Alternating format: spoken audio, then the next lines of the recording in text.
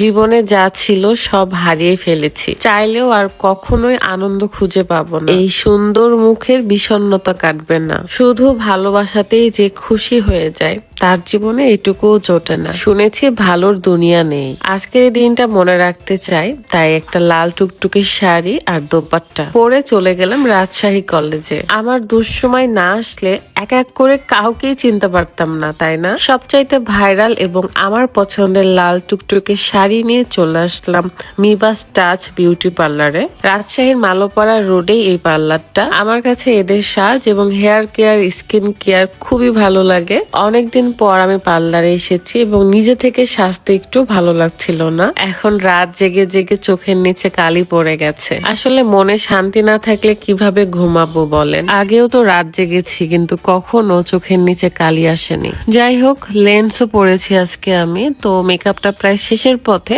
এখন আমি সেই ভাইরাল শাড়িটা পরে নেব। ম্যাচিং করে কিছু গহনা পরে নিলাম। হেয়ারটা কার্লি করাতে লুকটা একদমই চেঞ্জ হয়ে গেছে।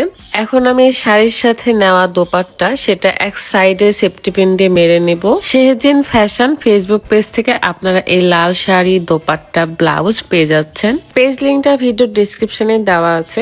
আপনি কিন্তু আপনার প্রিয় মানুষকে এই শাড়িটা গিফট করলে অনেক বেশি খুশি হয়ে যাবে। বিভিন্ন প্রোগ্রামে পরার জন্য এটা বেস্ট একটা লুক দিবে। চাইলে অ্যানিভার্সারি, বার্থডে, কালমা করার জন্য কিন্তু এই শাড়িটা পারফেক্ট। আপনার প্রিয় মানুষটাকে উপহার দেওয়ার জন্য এখনই শেহজিন ফ্যাশন ফেসবুক পেজ থেকে অর্ডার করে ফেলুন। এই ওড়নাটা সাইডে দেওয়াতে এটা সৌন্দর্যটা আরো বেড়ে গেছে। আপনি আপনার মন মতো এই ওড়নাটা দিতে পারবেন। একটু পরে তো আমি খুলেই ফেলেছি। যার যেভাবে ভালো লাগবে সে সেভাবে দিতে পারবে। আমি তো বউদের মতন সেজে নিচ্ছিলাম এখানে। সুন্দর সুন্দর ভিডিও এবং পিকচার গুলো আপনাদেরকে দেখিয়ে দিব।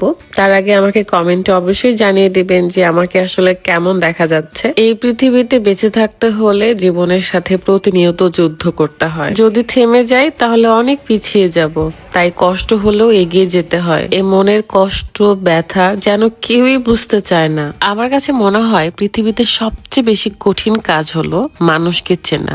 সারা জীবন একসাথে থাকলেও দিন শেষে আপনার কোথাও না কোথাও মনে হবে এই মানুষটা কি সেটাই যাকে আমি চিনি। আবার ব্যতিক্রম ভাবে কখনো কখনো মানুষের অল্প ভালো ব্যবহারেই ভালো লাগে, চেনা হয়ে যায়। মন উজাড় করে বিশ্বাস করতে ইচ্ছে করে। মহান আল্লাহর কাছে অনেক অভিযোগ করতাম, কিন্তু এখন আর করি না।